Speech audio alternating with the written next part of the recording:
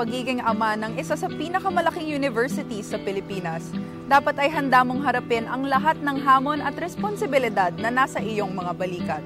Lalo pat kung libo-libong kabataan ang umaasa sa magandang bukas na maaari mong maibigay sa kanila. Character building is nation building, and a healthy nation is a wealthy nation. Your parents, Dr. Antonio and Daisy Tamayo, put up the University of a Perpetual Health System. So what would you say? It really is one of the biggest and most well-known schools in the Philippines today. So what would you say are some of the most important life lessons that they've taught you? Experience is the best teacher. I think that's one of the core lessons that they have taught me. They said, I won't be there until I'm there. So since I was a kid, around 10 years old, they already exposed me to our hospital and school businesses. With that said, would you say that it's a big challenge to follow in your father's footsteps?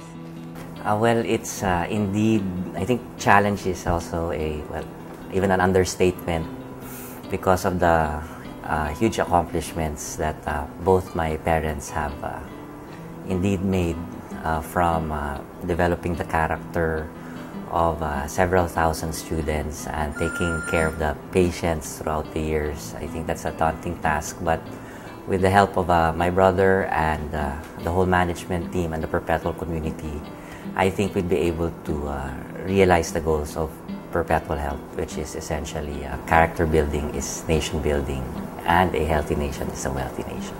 But then aside from being in the academe, what are your other interests? It's a bit challenging, particularly that I'm, I guess, so much work-driven, but I also believe in the important work-life balance. So during my free time, I really like watching movies. And now, since I'm getting older also, I also make it a point to exercise at least thrice a week through running and a little bit of weightlifting. Are you getting older? No, you are actually very young to be, as a principal of a huge university. You are young for that. But then, what would you say? What did you do, to hold the responsibility?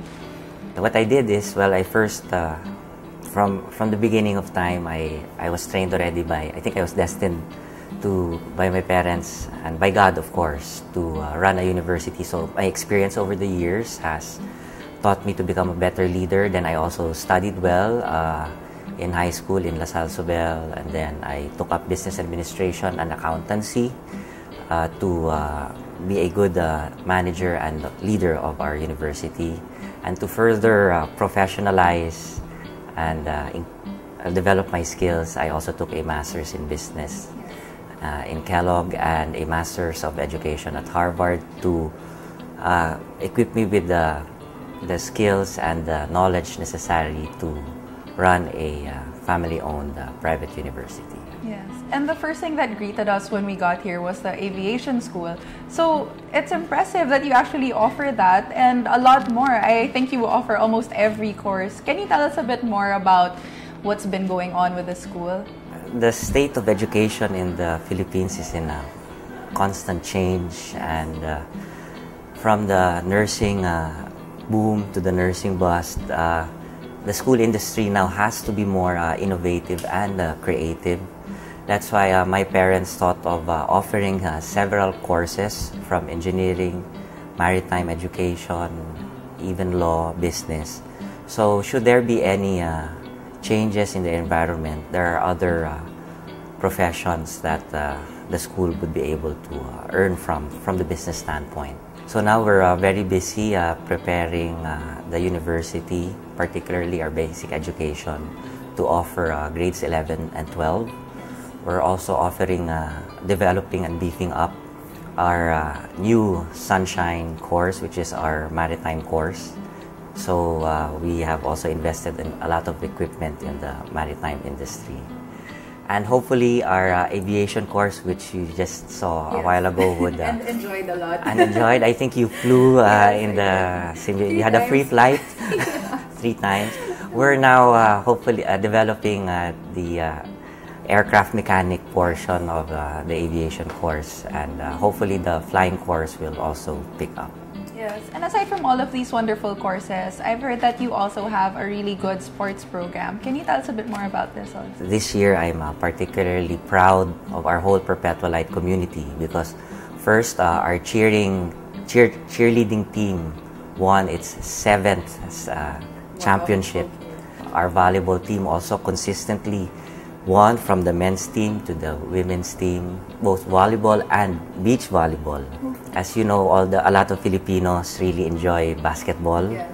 And from being a cellar-dweller team, through the help of course, my father and Coach Arik Del Rosario, nasa number 4 na ngayon yung Perpetual. At least from number 9 last time, we're already number 4. Our team now made the NCAA a bit more exciting this season. Okay, so good luck with that. Thank you. Yes. Aside from these things, what are other future plans for the school? Both short-term and medium-term is to improve further the quality of education. The education industry is really very competitive these days, and we want to increase the number of board passers. We want to increase our accreditation from the different accrediting agencies, and we also want to generally build the Perpetual brand through quality education. Ang kanyang sipag at dedikasyon na makapagbigay ng sapat na edukasyon sa mga kabataan ay hindi talaga matatawaran. Ang kanyang mga gawa ay magsilbi rin sanang inspirasyon na mas mapabuti pa ang sistema ng edukasyon sa bansa. Hanggang sa susunod na pagkilala sa mga katangi-tanging Pilipino, ako po si Carla Lizardo.